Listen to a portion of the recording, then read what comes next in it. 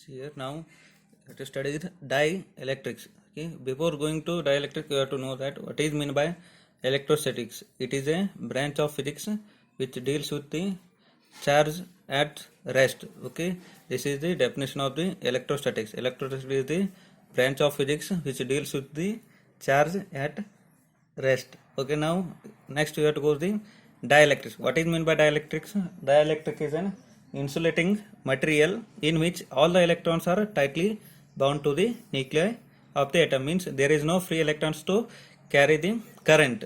Hence, there is no electric conductivity in the dielectric. It means the conductivity of the dielectric is zero. Okay, see here what are the examples of dielectrics?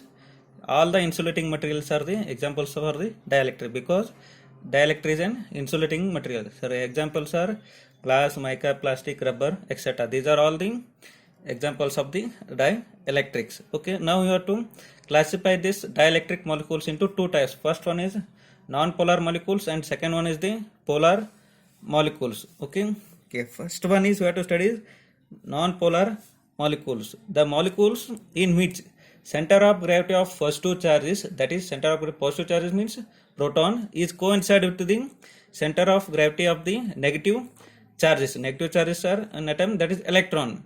Those molecules are known as the non-polar molecules. That is the molecules in which the center of gravity of positive charges is coincide with the center of gravity of negative charges. Then the molecules are known as non-polar molecules. Example for non-polar molecules is hydrogen, oxygen, nitrogen, etc. These are all the examples of non-polar molecules. And you have to know that in non-polar molecules, the molecules has the permanent dipole moment. Okay, the dipole moment is permanent in non-polar molecules. Okay, next second one, the second type is polar molecules. Okay, here the molecules in which the center of gravity of first two charges is not coincide with the center of gravity of the negative charges, then those molecules are known as the polar molecules. Okay, here in polar molecules the dipole moment is not permanent. Okay, yeah, but in non-polar molecules it is permanent dipole moment, but in polar molecules the dipole moment is not permanent. Examples for non-polar molecules are H2O, CO2, HCl, etc. These are all examples for the polar molecules. Okay, next we have to study electric dipole. Here the definition of electric dipole is here: a pair of equal and opposite charges, a pair of equal and opposite charges separated by a certain distance. Okay, that is known as the electric dipole. Next one, the dipole moment. The product of one of the charge and the distance between them is called the dipole moment. Okay, see here. Here these are the polar molecules. Okay, when there is no external field applied to these polar molecules, then they are moving in the random motion, means there is no dipole moment. Okay, when we have to apply an external electric field to this polar molecules, at that time they are moving in one direction. It is also the direction of the electric field. Here the dipole moment is more. Okay, and E is not equal to 0. Okay, see, it means the dielectric is said to be polarized when you have to apply electric field to the polar molecules. Okay, next one, see here, the dipole moment per unit volume of a substance is called the polarization. Okay, so definition of polarization is the dipole moment per unit volume of a substance is called polarization and is denoted by P. Yes, see here, the magnitude of induced dipole moment is directly proportional to the electric field E. Therefore, that is P is directly proportional to E, which gives P equal to alpha into E. That is, if you are to remove the proportionality, you get some constant term, that is alpha, P equal to alpha into E. Here alpha is called constant of proportionality or molecular polarizability of the dielectric. Okay, next one you have to study electric polarization. It is denoted by capital P. It is defined as it is the product of the P, means the component of dipole moment of each molecule in the field direction and the number of molecules per unit volume. That is capital P equal to small n into P. Here P is the dipole moment, and n is the number of molecules per unit volume. This is the definition of electric polarization, and it is denoted by capital P. The SI unit of electric polarization is coulomb per meter square. Okay, now see here. Now we have to check the relation between the polarization vector P and the density of polarization charge, that is sigma. Okay, see here. Consider one dielectric slab. This is the one dielectric slab which is having the length small l, and the area of cross section of this is capital A, which is placed in an uniform electric field E.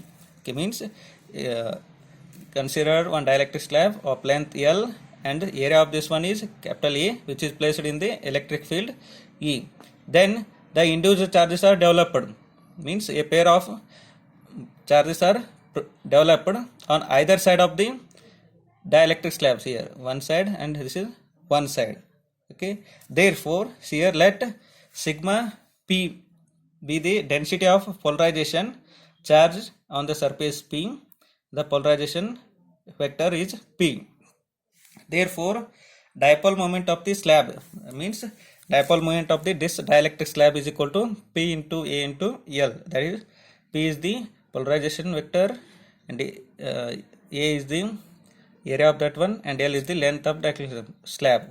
Okay, call that is equation number 1. Consider the slab as a single large dipole. Consider this dielectric slab is a single large dipole.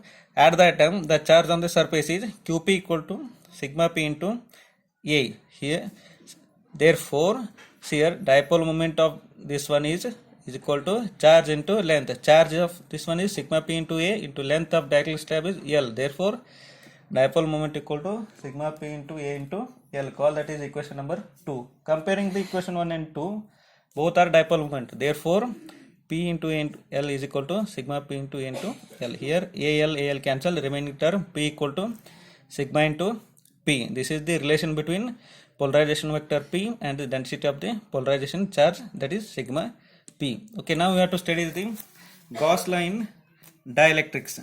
Consider a parallel plates of capacitor. Here these two are the parallel plates capacitor with air as a dielectric,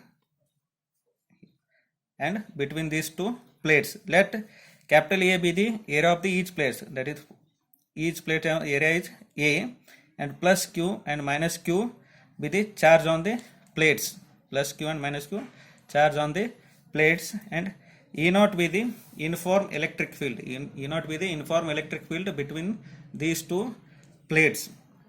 Let's see here. Here P, Q, R, S be on Gaussian surface developed between these two plates. And also you have to know the definition of the Gauss law. That is, by using Gauss law you have to write integration over closed surface E naught into ds is equal to Q by epsilon naught. Call that is equation number 1. Okay, what is the statement of the Gauss law?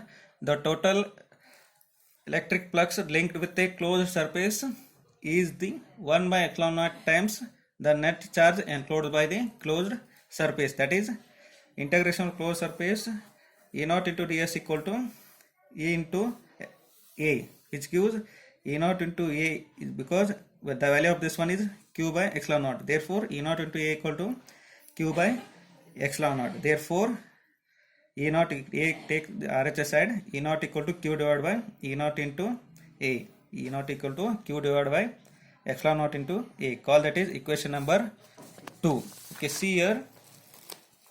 Suppose a material of dielectric constant K, material of dielectric constant is K, is placed between these two parallel plates of capacitor. At that time the charge is get polarized. Already you have to know that when you have to kept a dielectric material in between these charge plates, you have to get the polarization.